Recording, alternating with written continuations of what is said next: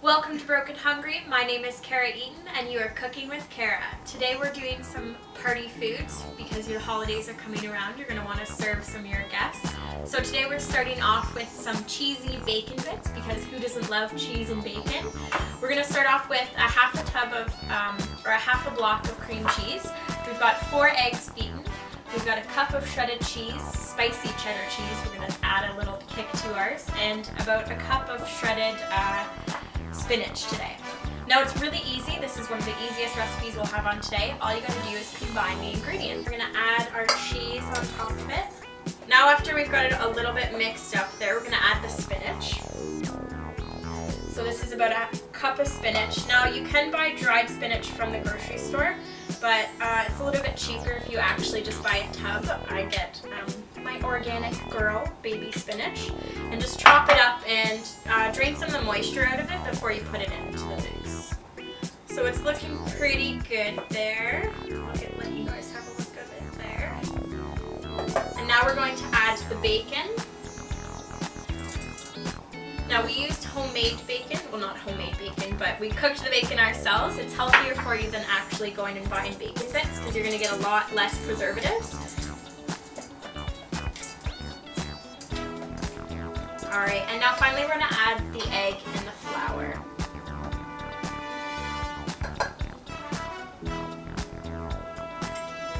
So this is what the bonding agents are in the cooking. So when they bake, this is what will keep the bundles all together. Alright, so now we have our mixture. Let's just pull some of these dishes away.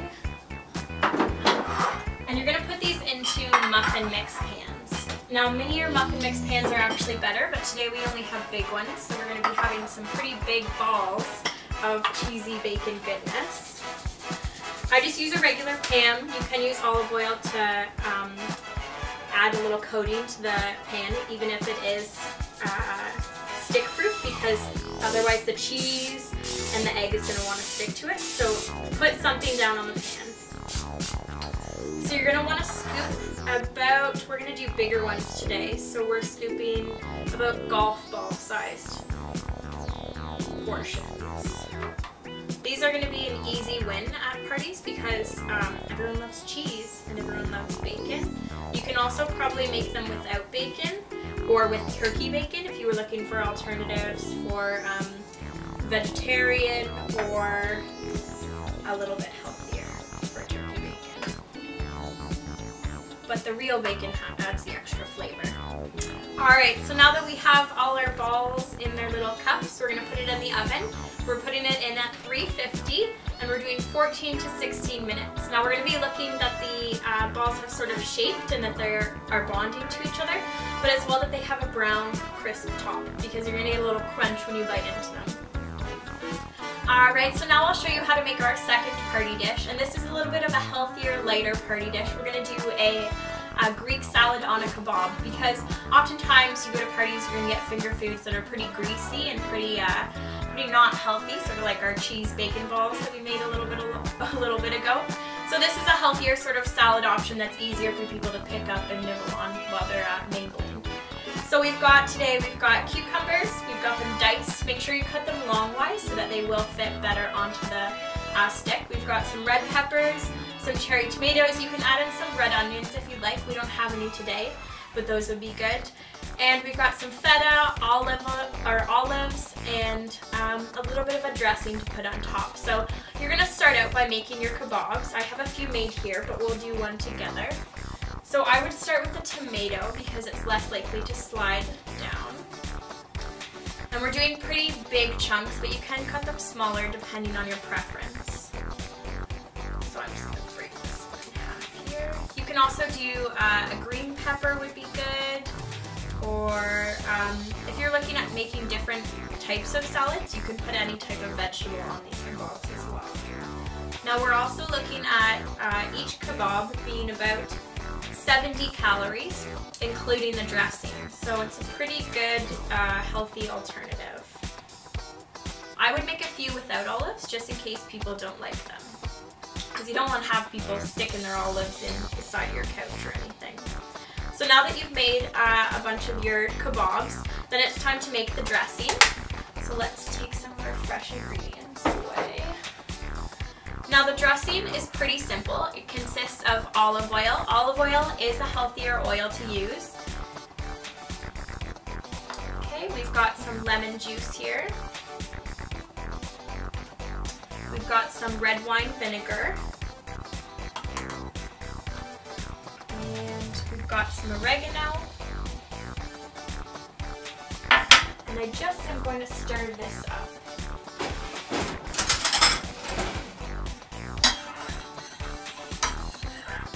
Stir it up. And we're going to add a little bit of salt and pepper to it as well.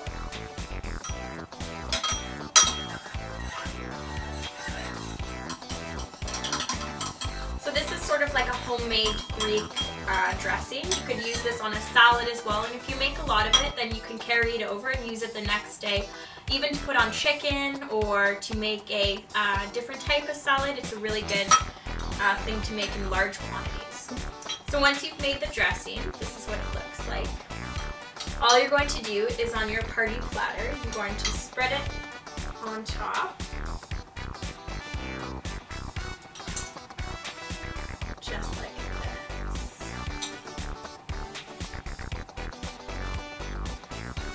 One little bit more. Okay, and then you can take some feta pieces. It's actually cheaper to buy your feta in a bigger tub. It costs about $4 or $5 for a tub, but it's a lot cheaper than buying pre-cut up ones like I have here today if you're looking to save some money. So just crumble the feta on top and it should stick to your kebabs because the dressing's already on it. These are also all things that you can make ahead of time. So you can make the dressing separately and the kebabs separately, and then bring them out right before the party and dress them up like this. Alright, so we've got our kebabs ready for our party guests. Alright, so now we're going to start our third party dish, and we're going to make some patty pancakes with potatoes and zucchini. It's a little bit of a healthier option again for a party. And it's delicious, so let's mix them up.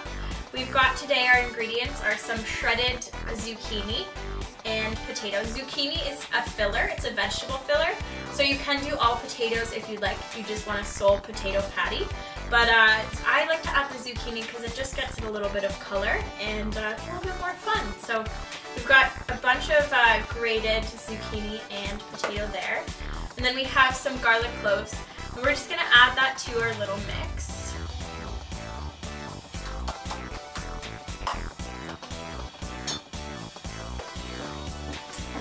Okay, you can also add chives in. That's going to add a little bit of flavor to it as well. So you want to do heaping tablespoons of the patties. Again, probably I would say golf ball sized. Or something that would fit in your mouth. So however big you think your guests' mouths are, make them that size. I have a lot of big mouthed friends coming to this party.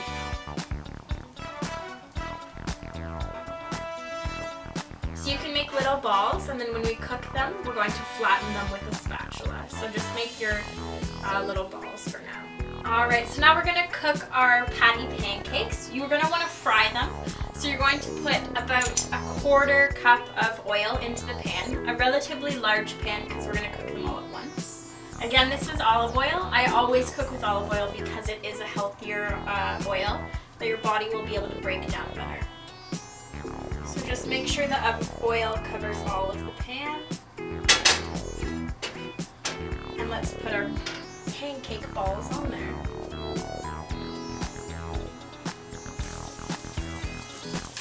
So once you put them down, flatten them out a little bit.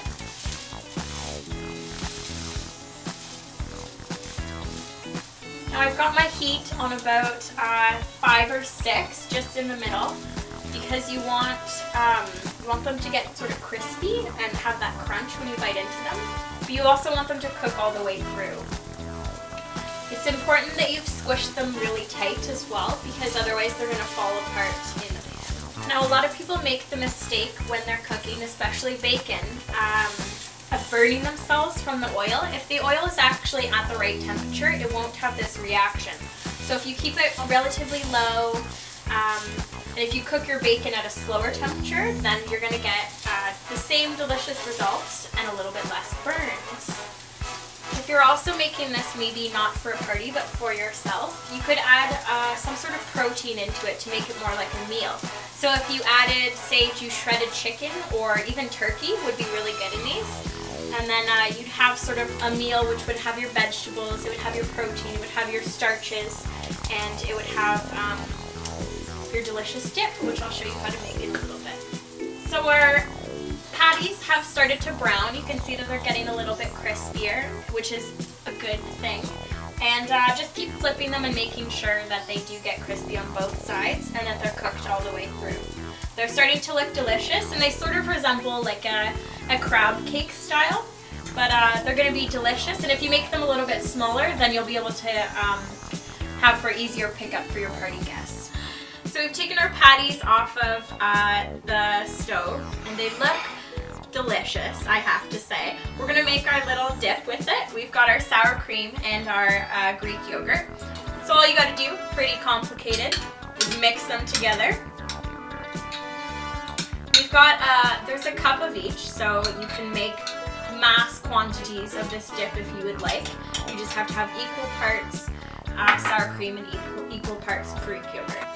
Alright, so after you've mixed the Greek yogurt and sour cream together, you want to add dill. Dill is going to add just an extra little bit of flavor to it. So we've got a couple tablespoons of chopped fresh dill. Fresh dill is always better, but you can always use the stuff from the grocery store, the dried dill.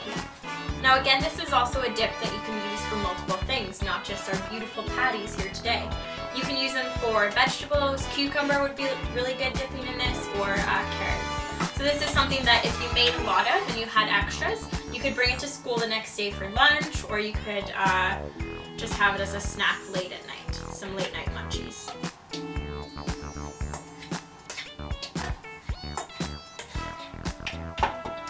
There we go, our third party dish. Alright, so I'm ready for my guests to arrive. I have my Greek salad, my cheesy little bacon spinach balls, and I have my potato patties and my dip. So I'm ready for my guests to come and enjoy my finger food, so you should go out and keep on fingering.